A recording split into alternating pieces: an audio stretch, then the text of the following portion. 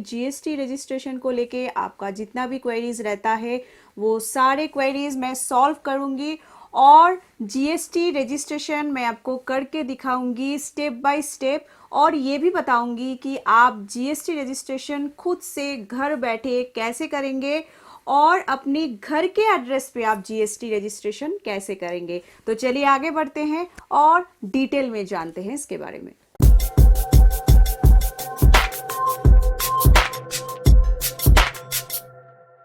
मैं हूं अमिता, स्वागत है आप सबका हमारे YouTube चैनल जायका से लर्न ज्ञान पे। सबसे पहले हम डिस्कस करते हैं कि आपका जो भी क्वेरीज हमें रिसीव होता है, तो सबसे ज़्यादा हमें आपके ये सवाल रिसीव होता है कि क्या अपनी कैटेगरी के मुताबिक मुझे जीएसटी लेना चाहिए अगर फ्लिपकार्ट या अमेजन पे ई कॉमर्स सेलिंग स्टार्ट करना चाहते हैं। तो इस बात को ध्यान से सुनिए। बुक्स कैटेगरी छोड़ के आप जो भी कैटेगरीज ई कॉमर्स सेलिंग स्टार्ट करना चाहते हैं, जो भी कैटेगरीज से आपको जीएसटी लेना ही पड़ेगा, मैंडेटरी है, आपको जीएसटी सबमिट करना पड़ेगा फ्लिपकार्ट अमेजन पे या किसी भी ऑनलाइन मार्केट प्लेस पे अगर आप सेलिंग के लिए जाते हैं। दूसरा आपका ये सवाल रहता है, जीएसटी में प्रावधान है कि 20 लाख का टर्नओवर के ऊपर अगर हो रहा है तो ही आपको जीएसटी लेना है। तो अगर मैं स्टार्ट कर रहा हूँ या कर रही हूँ ई कॉमर्स सेलिंग, तो क्या मुझे डे वन से, क्योंकि ये नया बिजनेस है, तो क्या मुझे डे वन से ही जीएसटी चाहिए? तो ये ध्यान दीजिए, ध्यान से सुनिए। ई कॉमर्स सेलिंग के लिए जहाँ पे इंटरस्टेट सेलिंग या इंटरस्टेट सप्लाई इन्वॉल्व होता है, वहाँ पे आपको जीएसटी लेना ही है।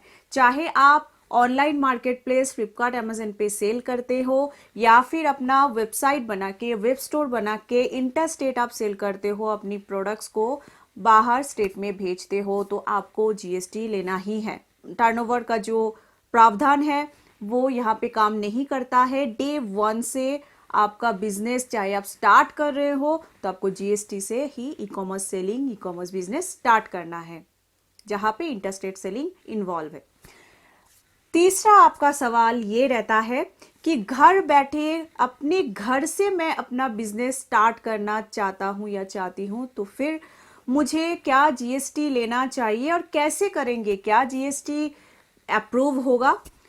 तो इस वीडियो में मैं आपको जीएसटी रजिस्ट्रेशन जो दिखाऊंगी स्टेप बाय स्टेप, वो घर बैठे घर के एड्रेस पे ही करके दिखाऊंगी और इसका आंसर है यस। आप घर बैठे घर से ही अपना बिजनेस स्टार्ट कर सकते हैं और घर के एड्रेस पे अपना जीएसटी आप अप्रूवल ले सकते हैं, जीएसटी सर्टिफिकेट आपको मिल जाएगा आपके घर के एड्रेस पे। लेकिन इसके लिए आपको कुछ स्टेप जरूरी करना है, इसलिए इस वीडियो को स्किप मत कीजिएगा। स्टेप बाय स्टेप जैसा मैं आपको बताते जाऊंगी उस हिसाब से अगर आप करेंगे तो आप सक्सेसफुली अपना फॉर्म सबमिट कर पाएंगे जीएसटी पोर्टल पे। तो चलिए बिना देरी किए हम लोग देखते हैं स्क्रीन पे कैसे आप जीएसटी रजिस्टर करेंगे।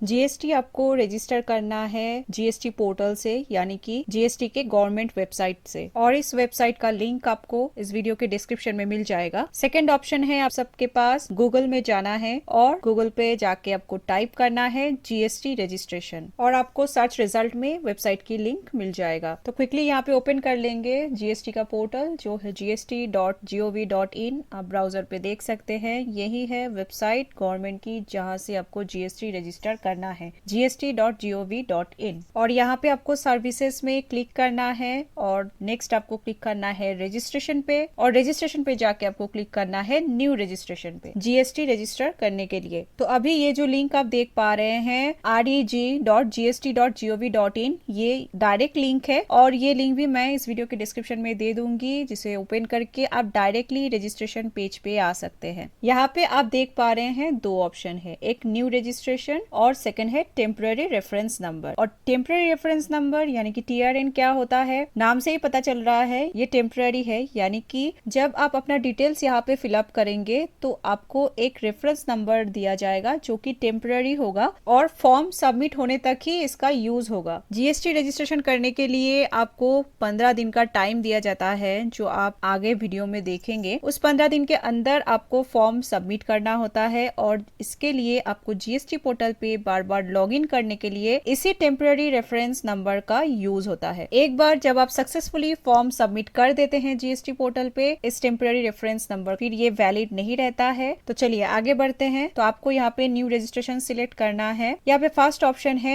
IMA, यानी कि आपका इंफॉर्मेशन यहाँ पे भरना है जो आपको ड्रॉप डाउन से मिलेगा कि आप किस कैटेगरी के अंतर्गत आते हैं। तो ड्रॉप डाउन में से आपको सिलेक्ट करना है। पहला ऑप्शन आपको यहाँ पे मिलता है टैक्स पेयर, यानी कि आप अगर रेगुलर टैक्स पेयर हैं, अगर आप टैक्स पे करते हैं तो इस हिसाब से आपको टैक्स पेयर सिलेक्ट करना है। फिर नेक्स्ट ऑप्शन है टैक्स डिडक्टर, जो टैक्स डिडक्ट करते हैं, अगर आप इस कैटेगरी पे आते हैं तो ये सिलेक्ट करना है। या फिर टैक्स कलेक्टर, यानी कि कोई ई-कॉमर्स वेबसाइट है जो टैक्स कलेक्ट करता है सेलर के बिहाफ, तो आपको वो सिलेक्ट करना है अगर आप इस कैटेगरी पे आते हैं। या फिर जीएसटी प्रैक्टिशनर है, आप जीएसटी प्रैक्टिस करते हैं तो इस हिसाब से आपको सिलेक्ट करना है। या फिर आपको और भी ऑप्शन यहाँ पे है नॉन रेसिडेंट टैक्सेबल पर्सन, अगर इस कैटेगरी पे आते हैं तो वो सिलेक्ट करना है। या फिर आप यूनाइटेड नेशन बॉडी है या कॉन्सुलेट और एम्बेसी के तरफ से है फॉरेन कंट्री के, या फिर अदर नोटिफाइड पर्सन या non resident online service provider. तो आप जिस भी कैटेगरी से यहाँ पे बिलोंग करते हो तो वो आपको यहाँ पे सिलेक्ट करना है। नॉर्मली रेगुलर टैक्स पेयर के मुताबिक यहाँ पे हम टैक्स पेयर सिलेक्ट कर लेंगे। इसके बाद आपको सेकेंड ऑप्शन मिलता है स्टेट और यूनियन टेरिटरी सिलेक्ट करने का। तो आप जिस भी स्टेट रहते हैं उस स्टेट ड्रॉप डाउन से सिलेक्ट करना है। नेक्स्ट आपको डिस्ट्रिक्ट सिलेक्ट करना है जिस डिस्ट्रिक्ट में आप रहते हैं। नेक्स्ट आपको बिजनेस के लीगल नेम भरना है यहाँ पे, और देखिए ब्रैकेट में लिखा हुआ है एज मेंशन इन पैन, मतलब आपके लीगल नेम आपके पैन कार्ड के साथ मैच होना चाहिए। अगर आपका बिजनेस का पैन कार्ड है तो आपको पैन कार्ड के मुताबिक बिजनेस नेम यहाँ पे भरना है। तो अगर आप प्राइवेट लेवल या फिर पार्टनरशिप फॉर्म ऑलरेडी आपका है और आपका बिजनेस पैन कार्ड भी है तो देन जीएसटी के लिए आपको यहाँ पे पैन कार्ड पे जो बिजनेस नेम है वही नेम यहाँ पे आपको भरना होगा। और परमानेंट अकाउंट नंबर की जगह अगर आपके पास बिजनेस पैन कार्ड है तो पैन नंबर देना है, और अगर आप प्रोप्राइटरशिप बिजनेस रजिस्टर करना चाहते हैं जीएसटी के साथ तो फिर आपको यहाँ पे अपना पैन नंबर भरना है। अगर आपका कोई भी बिजनेस नहीं है, आप न्यू स्टार्ट करना चाहते हैं, जीएसटी रजिस्ट्रेशन करना चाहते हैं, आपके पास कोई भी बिजनेस डॉक्यूमेंट नहीं है, तो आपको यहाँ पे अपना पैन कार्ड नेम और अपना पैन नंबर भरना है। लीगल नेम की जगह पे आपको अपना पैन कार्ड का नाम भरना है और परमानेंट अकाउंट नंबर की जगह पे आपको पैन नंबर भरना है। तो जीएसटी रजिस्ट्रेशन के मदद से भी आप एज ए प्रोप्राइटर रजिस्टर हो जाएंगे। नेक्स्ट आपको अपना ईमेल एड्रेस भरना है, जो वैलिड ईमेल आईडी है वही आपको यहाँ पे देना है, क्योंकि आप यहाँ पे देख सकते हैं OTP will be send to this email address, मतलब आप जो भी वैलिड ईमेल आईडी भरेंगे उस पे ओटीपी भी आएगा वेरिफिकेशन के लिए। तो ध्यान से आपका जो वैलिड ईमेल आईडी है जो आप एक्सेस कर सकते हैं वही ईमेल आईडी यहाँ पे भरिए। सिमिलरली आपको वैलिड मोबाइल नंबर भी भरना है जिसपे आपको ओटीपी आएगा और आपको वेरिफिकेशन के लिए ओटीपी भरना भी होगा, तो आपको वैलिड मोबाइल नंबर भी यहाँ पे भरना है। और फिर नेक्स्ट आपको यहाँ पे कैप्चा भरने का ऑप्शन मिलेगा। यहाँ पे बॉक्स में जो कैरेक्टर्स है वो एग्जैक्टली हुबहू आपको टाइप करना है। फिर आपको यहाँ पे नेक्स्ट प्रोसीड ऑप्शन पे क्लिक करना है नेक्स्ट स्टेप पे जाने के लिए। तो जैसे ही आप प्रोसीड करते हैं आपको नेक्स्ट पेज पे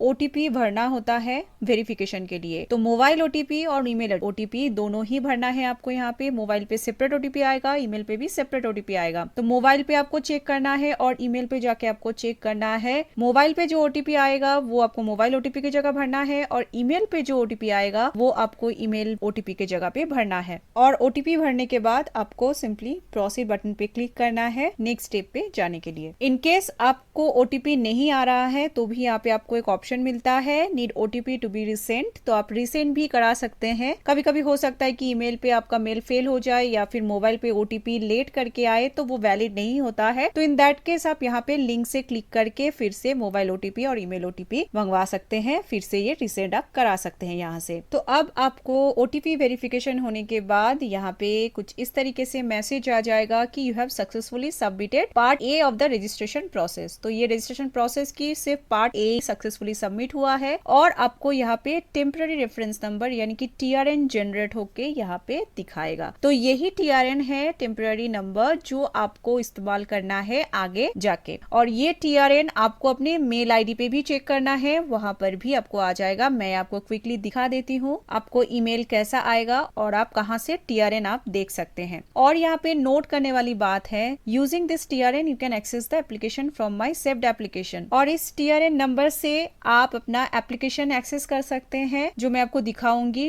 सबमिट जो आप करेंगे जीएसटी पोर्टल पे, वो आपको कहाँ पे करना है, कैसे चेक करना है। और जो इसका पार्ट बी है, वो एप्लीकेशन आपको कंप्लीट करना है विद इन 15 डेज। तो मान लीजिए आज अगर आप रजिस्टर कर रहे हैं तो आपको अगले 15 डेज के अंदर इस एप्लीकेशन को कंप्लीट करना है, नहीं तो ये वैलिड नहीं रहेगा, फिर से आपको अप्लाई करना पड़ेगा। तो अभी क्विकली ईमेल पे देख लेते हैं जीएसटी के तरफ से कैसे आपको ईमेल रिसीव होगा टीआरएन नंबर के साथ। तो आपको यहाँ पे कुछ इस तरीके से ईमेल रिसीव होगा और आपको डेट दिया जाएगा टीआरएन नंबर के साथ साथ। आपको यहाँ पे डेट दिया गया है कि आपको इस डेट के अंदर, आपको 15 डेज दिया जा रहा है, इस डेट के अंदर आपको जीएसटी सिस्टम में फॉर्म आपको सबमिट करना है कंप्लीट करके। तो चलिए अभी आगे बढ़ते हैं। तो टेम्पररी रेफरेंस नंबर यहाँ पे रिसीव होने के बाद आपको आगे प्रोसीड करना है और नेक्स्ट पेज पे टेम्पररी रेफरेंस नंबर ही सिलेक्टेड रहेगा, क्योंकि न्यू रजिस्ट्रेशन का फॉर्म आप ऑलरेडी फिलअप कर चुके हैं। तो यहाँ पे आपको टेम्पररी रेफरेंस नंबर भरना है टीआरएन की जगह पे जो आप रिसीव करेंगे, जैसा आपने लास्ट स्टेप में देखा। तो वो टेम्पररी रेफरेंस नंबर आपको यहाँ पे भरना है और नेक्स्ट आपको कैप्चा भरना है। जो आप चेक बॉक्स में कैरेक्टर देख रहे हैं वो एग्जैक्टली हूबहू आपको यहाँ पे भरना है और प्रोसीड बटन पे क्लिक कर देना है। नेक्स्ट पेज पे आपको फिर ओटीपी वेरीफाई करना है, जो आपको अब ओटीपी रिसीव होगा मोबाइल पर भी और ईमेल पे भी। कोई भी ओटीपी आप यहाँ पे दे सकते हैं। अगेन यहाँ पे आपको अगर ओटीपी रिसीव नहीं हो रहा है तो आप लिंक पे जाके क्लिक करके रीसेंड कर सकते हैं और फिर आप ओटीपी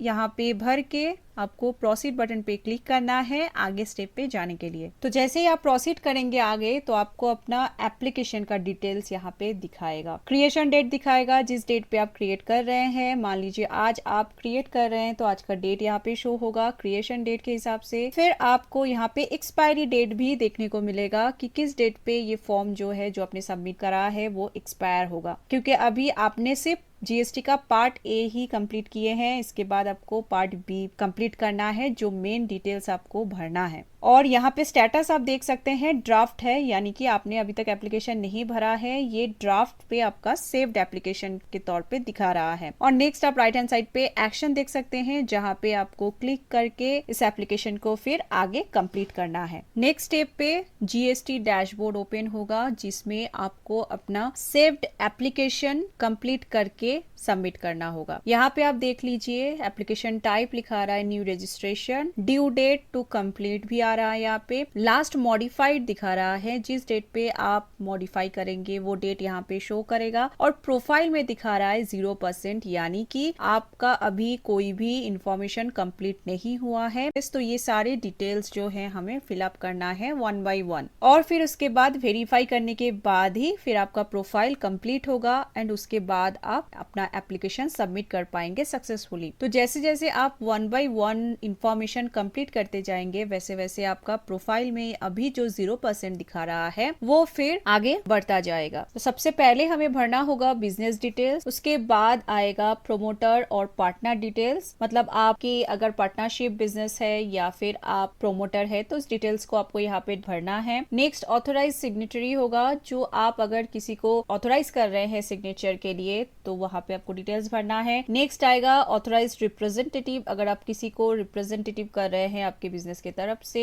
तो वो ऑथोराइज रिप्रेजेंटेटिव का डिटेल्स भी भरना होगा। Next principle place of business, जो आपकी बिजनेस का मेन एड्रेस है वो आपको भरना है, प्रिंसिपल प्लेस भरना है। नेक्स्ट आपको एडिशनल प्लेस ऑफ बिजनेस, मतलब आपके प्रिंसिपल ऑफिस छोड़ के, प्रिंसिपल एड्रेस छोड़ के डिफरेंट एड्रेस भी है तो यहाँ पे एडिशनल प्लेस ऑफ बिजनेस में वो भरना है। नेक्स्ट आपको गुड्स एंड सर्विसेज डिटेल्स भी भरना है। उसके बाद आता है स्टेट स्पेसिफिक इंफॉर्मेशन, कुछ इंफॉर्मेशन आपको यहाँ पे भरना होगा। फिर नेक्स्ट लास्ट में आएगा आधार ऑथेंटिकेशन, तो आपको आधार यहाँ पे लिंक करके ऑथेंटिकेट करना होगा। उसके बाद फिर आएगा वेरिफिकेशन और जो लास्ट स्टेप होगा। तो इतने सारे स्टेप्स आपको करना है, तभी जाके आपका प्रोफाइल कंप्लीट होगा और आप अपना एप्लीकेशन जो है वो सबमिट कर सकते हैं। तो चलिए सबसे पहले हम देख लेंगे कि बिजनेस डिटेल्स में आपको क्या क्या भरना है। अब डिटेल्स ऑफ योर बिजनेस में लीगल नेम और परमानेंट अकाउंट नंबर, ये दोनों ऑलरेडी फिल्ड रहेगा। आपने लास्ट स्टेप में जो भी लीगल नेम आपका बिजनेस का भरेंगे और परमानेंट अकाउंट नंबर में जो भी आप डिटेल्स भरेंगे वो दोनों यहाँ पे same as it is filled show करेगा। Legal name of the business और परमानेंट अकाउंट नंबर पे जो इन्फॉर्मेशन आप भरे हैं उसी पे जीएसटी रजिस्टर्ड होगा। इसके बाद आपको यहाँ पे भरना है ट्रेड नेम। तो ट्रेड नेम आपका अलग हो सकता है लीगल नेम से। ट्रेड नेम यानी कि आपका बिजनेस नेम। ध्यान दीजिए, यहाँ पे आप अगर प्रोप्राइटर है तो आपका लीगल नेम और ट्रेड नेम एक भी हो सकता है और अलग भी आप रख सकते हैं। तो यहाँ पे ट्रेड नेम के जगह पे आप अलग नेम भी रख सकते हैं। मान लीजिए आपका शॉप का नाम या फिर आपका ट्रेड नेम आप सोच रहे हैं XYZ फैशन, तो आप यहाँ पे ट्रेड नेम की जगह पे XYZ फैशन रख सकते हैं और आप एज ए प्रोप्राइटर आप अपने आप को जीएसटी रजिस्टर कर सकते हैं। तो आपने लीगल नेम पे आपको अपना नाम भरना है जैसा आपने लास्ट स्टेप में देखा, और यहाँ पे ट्रेड नेम के जगह पे आपको जो भी आपका ट्रेड नेम आपने सोच के रखा है वो नेम आपको यहाँ पे ट्रेड नेम की जगह पे भरना है। इसके बाद आता है कंस्टिट्यूशन ऑफ बिजनेस, यानी कि आपकी बिजनेस की कैटेगरी, आप किस टाइप की आपकी बिजनेस की कैटेगरी है उस हिसाब से आपको यहाँ पे ड्रॉप डाउन से सिलेक्ट करना है। ड्रॉप डाउन से आपको सिलेक्ट करना है जो आपके बिजनेस के साथ मैच होता हो। जैसे कि आप लिस्ट में से देख सकते हैं कि आपकी फॉरेन कंपनी है तो आपको यहाँ सिलेक्ट करना है आपकी कैटेगरी के मुताबिक, आपकी बिजनेस कैटेगरी के मुताबिक। फॉरेन कंपनी है, फॉरेन लिमिटेड लायबिलिटी पार्टनरशिप है या फिर गवर्नमेंट डिपार्टमेंट है, या फिर आप यहाँ पे लिस्ट में से देख सकते हैं पार्टनरशिप है, प्राइवेट लिमिटेड कंपनी है, प्रोप्राइटरशिप है, पब्लिक लिमिटेड कंपनी है, पब्लिक सेक्टर अंडरटेकिंग है, या फिर आप यहाँ से लिस्ट में देखिए स्टैट्यूटरी बॉडी है। तो आपकी बिजनेस की कैटेगरी के मुताबिक ड्रॉप डाउन में से आपको सिलेक्ट कर लेना है। आपको अगर बिजनेस स्टार्ट करना है, आपके पास कोई भी बिजनेस रजिस्ट्रेशन नहीं है, तो आप यहाँ पे प्रोप्राइटरशिप सिलेक्ट कर सकते हैं और एज ए प्रोप्राइटर जीएसटी आप रजिस्टर कर सकते हैं। इसके बाद आपको यहाँ से डिस्ट्रिक्ट सिलेक्ट कर लेना है। अब हमने देखा था लास्ट स्टेप में हमने स्टेट भी सिलेक्ट किया था, तो इसके वजह से यहाँ पे डिस्ट्रिक्ट का ऑप्शन दिखा रहा है कि आपको डिस्ट्रिक्ट भरना है, तो आपको अपनी डिस्ट्रिक्ट को यहाँ पे भरना है। इसके बाद आपको यहाँ पे ऑप्शन आ रहा है कि are you applying for registration as a casual taxable person. तो आपसे ये पूछा जा रहा है कि क्या आप कैजुअल टैक्सेबल पर्सन है। नेक्स्ट आपको यहाँ पे दिख रहा है ऑप्शन फॉर कंपोजिशन। देख लेते हैं कि कंपोजिशन में हमें क्या क्या ऑप्शन मिल रहा है। अब देखिए यहाँ पे कंपोजिट स्कीम पे जाने के लिए कौन से वो टैक्स पेयर्स होते हैं जो ऑप्ट नहीं कर सकते हैं। जैसे कि फर्स्ट है कैजुअल टैक्सेबल पर्सन। जैसा हमें फर्स्ट ऑप्शन में देखने को मिला कि क्या आप कैजुअल टैक्सेबल पर्सन है तो आप कंपोजिट में अप्लाई नहीं कर सकते हैं। सेकेंड आप यहाँ पे देख सकते हैं person opted for ISD only. तो अगर आप जीएसटी रजिस्टर कर रहे हैं सिर्फ क्रेडिट लेने के लिए और आप बिजनेस में आपको कुछ भी नहीं करना है, ना ही सेल करना है, सिर्फ आप परचेज दिखा रहे हैं और परचेज में आपको क्रेडिट लेने के लिए आप ऑप्ट करने की कोशिश कर रहे हैं जीएसटी रजिस्ट्रेशन, तो फिर आप नहीं कर सकते हैं कंपोजिट स्कीम पे, आप नहीं जा सकते हैं। या फिर आपका ऑलरेडी आप रजिस्टर्ड है और दोबारा आप रजिस्टर करने की कोशिश कर रहे हैं जीएसटी में,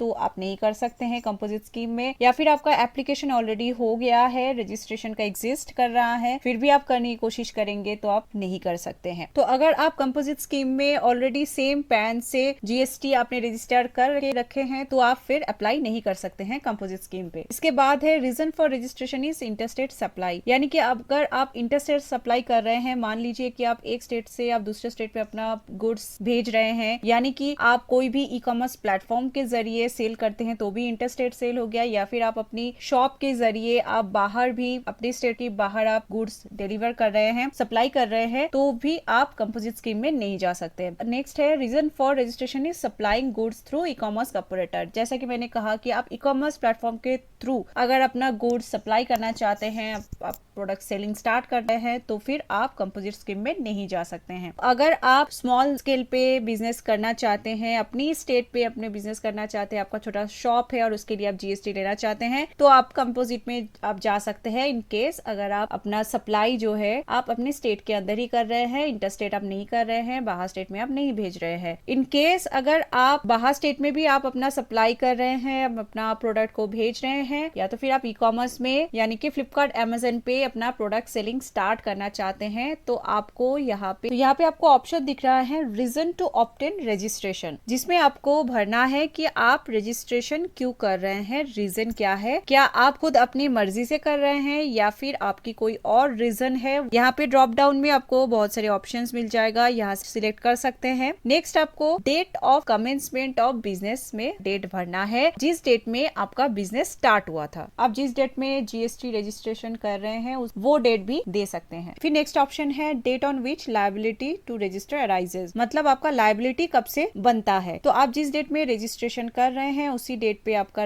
लायबिलिटी भी शुरू हो जाती है, तो इसका मतलब है उसी डेट को आपको भरना है। तो आज के डेट में अगर सपोज आप रजिस्टर कर रहे हैं जीएसटी, तो आज का डेट ही आप भर दीजिए जिस दिन से आपका लायबिलिटी बन रही है। इसके बाद आपको इंडिकेट एग्जिस्टिंग रजिस्ट्रेशन में भरना है कि ऑलरेडी अगर आपका कोई भी एग्जिस्टिंग रजिस्ट्रेशन है, यानी कि आपने ऑलरेडी कई और भी रजिस्ट्रेशन है, उसका डिटेल्स भी आपको यहाँ पे भरना होगा। ड्रॉप डाउन में आपको टाइप्स ऑफ रजिस्ट्रेशन मिल जाएगा, तो आपको ड्रॉप डाउन में से रजिस्ट्रेशन टाइप सिलेक्ट कर लेना है, रजिस्ट्रेशन नंबर भरना है और यहाँ पे ऐड कर देना है।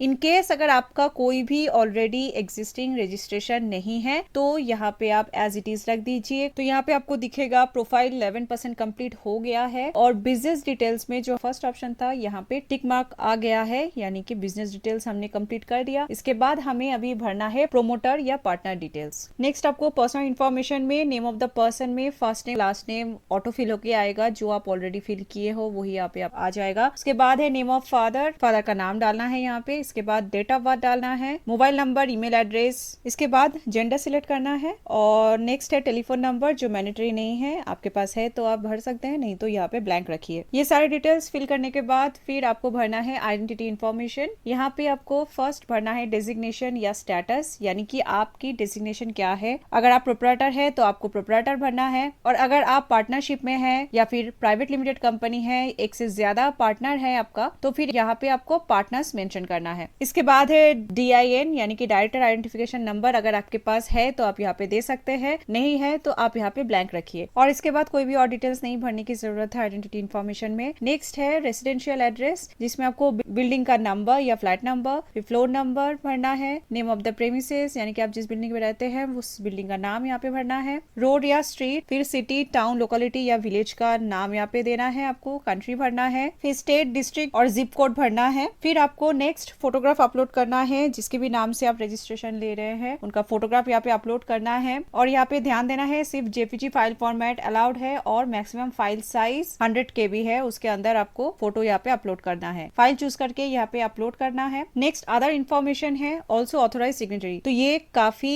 वैल्यूएबल इन्फॉर्मेशन है। अगर आप प्रोप्राइटर है तो आपका सिग्नेचर ऑथोरिटी आप ही के पास रहेगा, तो इन दैट केस आपको यहाँ पे ये ऑन कर देना है कि ऑल्सो ऑथोराइज सिग्नेटरी, मतलब आप प्रोप्राइटर है तो आप ही ऑथोराइज सिग्नेटरी है। आप तब ऑन नहीं करेंगे यहाँ पे जब आपका पार्टनरशिप है, एक से ज्यादा पार्टनर है, प्राइवेट लिमिटेड कंपनी है, तो जहाँ पे भी आपको एक से ज्यादा पार्टनर्स है और जिसमें आपको किसी एक को ऑथोराइज सिग्नेटरी क्रिएट करना है, तो इन दैट केस आपको यहाँ पे ऑन नहीं करना है और आगे स्टेप में आपको चले जाना है। और अगर आप प्रोप्राइटर है तो ऑल्सो ऑथोराइज सिग्नेटरी को टर्न ऑन करना है और सेव एंड कंटिन्यू बटन पे क्लिक करके आगे प्रोसीड कर जाना है। नेक्स्ट है ऑथोराइज सिग्नेटरी। तो अगर आपने लास्ट स्टेप में ऑथोराइज सिग्नेटरी टर्न ऑन किए हैं तो फिर यहाँ पे आपको प्राइमरी ऑथोराइज सिग्नेटरी चेकबॉक्स पे क्लिक करना है और ये ऑटोमेटिक फिलअप हो जाएगा। और अगर आप लास्ट स्टेप में टर्न ऑन नहीं किए हैं इन केस ऑफ पार्टनरशिप या फिर प्राइवेट लिमिटेड कंपनी, तो फिर डिटेल्स ऑफ ऑथोराइज सिग्नेटरी में आपको इंफॉर्मेशन भरना है जिन्हें आप ऑथोराइज सिग्नेटरी बना रहे हैं। इन दैट केस आपको पर्सनल इन्फॉर्मेशन में वो सारे डिटेल्स भरना है जो लास्ट स्टेप ने आपने भरा था, वो सारे डिटेल्स यहाँ पे फिलअप करके फिर फोटो भी अपलोड करना होता है अगर आप किसी और को ऑथोराइज सिग्नेटरी दे रहे हो। In case of private limited company, in case of partnership जहाँ पर एक से ज्यादा पार्टनर्स है, किसी एक को ऑथोराइज सिग्नेटरी देना है तो फिर आप इस तरीके से कर सकते हो। अगर आप प्रोप्राइटर हो, आपको लास्ट स्टेप में ऑल्सो ऑथोराइज सिग्नेटरी को टर्न ऑन करना है और फिर आपको सेव एंड कंटिन्यू पे क्लिक करके डिटेल्स ऑफ ऑथोराइज सिग्नेटरी में प्राइमरी ऑथोराइज सिग्नेटरी चेकबॉक्स पे क्लिक करना है और ये ऑटोमेटिकली फिलअप हो जाएगा। और यहाँ पे आपको डिस्क्लेमर भी दिया गया है, proof of authorise signatory is not required for proprietor who is also an authorise signatory. तो प्रोप्राइटर की केस में कोई अलग से प्रूफ देने की जरूरत नहीं है ऑथोराइज सिग्नेटरी के लिए, क्योंकि प्रोप्राइटर ऑथोराइज सिग्नेटरी है तो उन्हें प्रूफ देने की जरूरत नहीं है। इसके बाद simply save and continue button पे क्लिक करके आगे प्रोसीड कर जाना है। इसके बाद आप देख सकते हैं प्रोफाइल 79% कंप्लीट हो चुका है और इसके बाद हमें बाकी कंप्लीट करना है। नेक्स्ट स्टेप में हम आ गए हैं ऑथोराइज रिप्रेजेंटेटिव। अगर आप अपनी बिजनेस में किसी को ऑथोराइज करना चाहते हैं, किसी को रिप्रेजेंटेटिव बनाना चाहते हैं तो फिर आप यहाँ पे कर सकते हैं। अगर नहीं है कोई तो आप यहाँ पे सिंपली स्किप कर सकते हैं, सेव एंड कंटिन्यू बटन पे क्लिक करके प्रोसीड कर सकते हैं। नेक्स्ट है प्रिंसिपल प्लेस ऑफ बिजनेस, जहाँ पे आपको बिजनेस एड्रेस भरना है।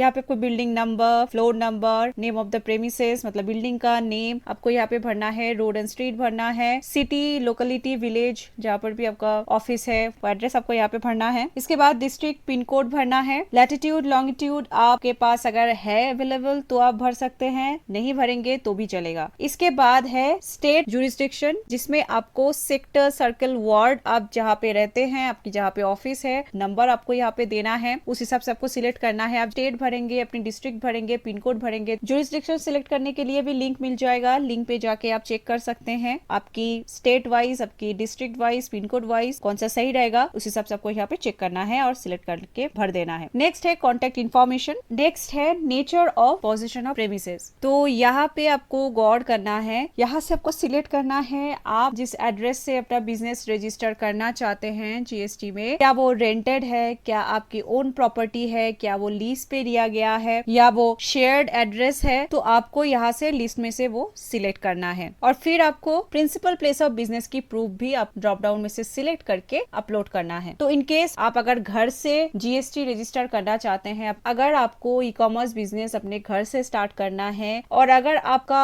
एड्रेस जो आप भरे हैं वो रेंटेड प्रॉपर्टी है, तो इन दैट केस रेंट और लीज एग्रीमेंट के साथ साथ रेंट रिसीव देना है और एनओसी भी देना है। ओनर के तरफ से एनओसी होना चाहिए अगर रेंटल प्रॉपर्टी है। और इन केस ऑफ आपका जो प्रॉपर्टी का जो एड्रेस आप दे रहे हैं प्रिंसिपल प्लेस ऑफ बिजनेस, वो प्रॉपर्टी अगर आपके नाम पे नहीं है, सपोज कि आपके फादर के नेम पे है या फिर आपके ब्रदर के नेम पे है, तो आपको कंसेंट लेटर भी देना है और साथ में इलेक्ट्रिसिटी बिल और legal ownership document, property tax receipt आप कोई भी दे सकते हैं, लेकिन इसके साथ जरूरी है कंसेंट लेटर। तो कंसेंट लेटर एक तरफ से एनओसी के तरह ही हो गया, जो आपकी प्रॉपर्टी अगर आपके नाम पे नहीं है तो कंसेंट लेटर भी आपको देना पड़ेगा अदर डॉक्यूमेंट्स के साथ। ड्रॉप डाउन में से यहाँ पे आपको फर्स्ट सिलेक्ट कर लेना है, फिर आपको डॉक्यूमेंट्स अपलोड करना है। फिर नेक्स्ट है नेचर ऑफ बिजनेस एक्टिविटी। आपका बिजनेस का टाइप को यहाँ से सिलेक्ट कर लेना है। अगर आप ई कॉमर्स बिजनेस स्टार्ट करना चाहते हैं तो आप यहाँ से सिलेक्ट कर लीजिए रिटेल बिजनेस, ऑफिस और सेल ऑफिस, और साथ में होलसेल बिजनेस भी अगर आपको आगे फ्यूचर जाके स्टार्ट करना है तो फिर आपको यहाँ से वो भी सिलेक्ट कर लेना चाहिए। इसके बाद ऑप्शन है have additional place of business. अगर आपका एडिशनल कोई बिजनेस एड्रेस है तो आप यहाँ पे टर्न ऑन कर सकते हैं और आगे नेक्स्ट स्टेप में एडिशनल प्लेस ऑफ बिजनेस भर सकते हैं। अगर नहीं है तो यहाँ पे टर्न ऑन मत कीजिएगा, सेव एंड कंटिन्यू बटन पे क्लिक करना है और आगे बढ़ जाना है। तो नेक्स्ट स्टेप पे आप देख सकते हैं प्रोफाइल 96% कंप्लीट हो गया है, मतलब आपका एप्लीकेशन 96% हो गया है, यहाँ पे वो शो करेगा। नेक्स्ट हमें भरना है गुड्स एंड सर्विसेज डिटेल्स। तो यहाँ पे अगर आपकी सर्विसेज है तो आप सर्विसेज का डिटेल्स यहाँ पे भर सकते हैं, और अगर आपकी गुड्स या कमोडिटीज है का डिटेल्स आपको यहाँ पे भरना है। तो यहाँ पे आप देख सकते हैं प्लीज स्पेसिफाई टॉप 5 कमोडिटीज, मतलब आप 5 कमोडिटीज आपको यहाँ पे मेंशन करना है। तो यहाँ पे देखिए search HSN chapter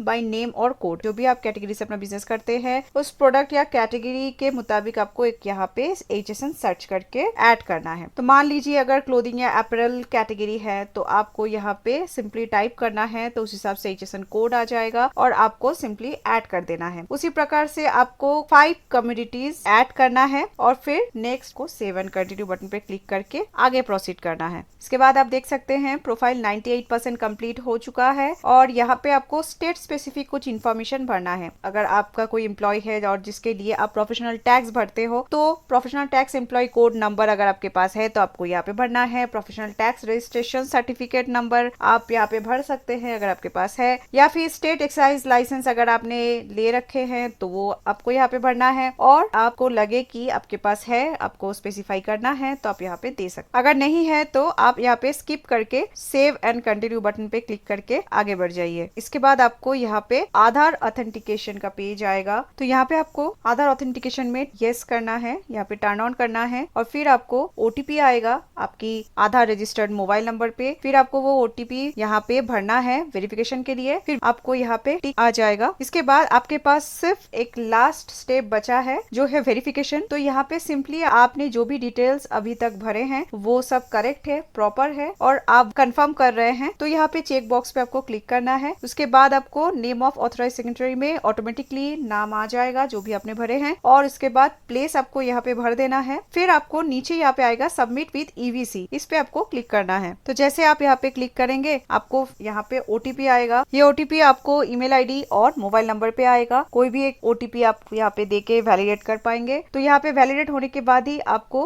success message आ जाएगा, जिसमें आपको लिखा रहेगा thank you for submission, system is verifying और validating the information submitted by you, यानी कि आपका एप्लीकेशन सक्सेसफुली सबमिट हो गया है। और इसके बाद आपको बस ARN GST डिपार्टमेंट की तरफ से भेज दिया जाएगा ईमेल आईडी या मोबाइल नंबर पे। और जैसे ही आपको एक्नॉलेजमेंट यानी कि ARN मिलता है, ARN से एप्लीकेशन ट्रैक कर सकते हैं कि एप्लीकेशन का स्टेटस क्या है। और GST एप्लीकेशन एक्सेप्ट या रिजेक्ट होने में आपको 10 दिन का समय लगता है, 10 से 12 दिन भी लग सकता है। जनरली 10 दिन के अंदर ही आपको स्टेटस मिल जाता है। तो आप एक्नॉलेजमेंट नंबर से अपनी एप्लीकेशन ट्रैक कर सकते हैं और आपका जो भी एप्लीकेशन स्टेटस रहेगा आपको अपने मोबाइल नंबर पे और ईमेल आईडी पे भेज दिया जाएगा, तो उसमें भी आपको इन्फॉर्मेशन मिल जाएगा। तो उम्मीद करते हैं दोस्तों वीडियो में दिखाए गए स्टेप्स के जरिए आप सक्सेसफुली अपना GST फॉर्म सबमिट कर पाएंगे GST पोर्टल पे। और GST के लिए आपको किसी के भी सर्विस देने की ज़रूरत नहीं है। आपके पास जब ऑप्शन है, आप खुद से जब आप कर सकते हैं तो आप खुद से ही कीजिए। बहुत सिंपल प्रोसेस है, इतना ज़्यादा वहाँ पे कोई स्टेप्स इन्वॉल्व नहीं है कि आप नहीं कर पाएंगे, आप खुद से कर सकते हैं। और ये स्टेप्स को फॉलो करके आपको अगर वीडियो में समझ में नहीं भी आ रहा है कोई स्टेप्स, तो आप मुझसे पूछ भी सकते हैं कि वहाँ पे क्या इन्फॉर्मेशन भरना है, तो आप मुझे कमेंट भी कर सकते हैं। तो देर किस बात की है, अगर आपको ई-कॉमर्स बिजनेस स्टार्ट करना है, ई-कॉमर्स सेलिंग स्टार्ट करना है और सोच रहे हैं कि घर बैठे कैसे करेंगे, तो ये वीडियो को फॉलो कीजिए, GST रजिस्टर करिए। और अगर आप देख रहे हैं कि आपके आसपास भी किसी को भी कोई भी मदद की ज़रूरत है, किसी आपकी फ्रेंड को या आपके रिलेटिव्स को भी ज़रूरत है, GST कैसे रजिस्टर करना है ये जानना है, अपने घर बैठे कैसे बिजनेस स्टार्ट करना है, तो उन्हें भी ये वीडियो शेयर ज़रूर करिए। तो मिलते हैं अगले वीडियो में, तब तक के लिए आप सबका समय शुभ रहे।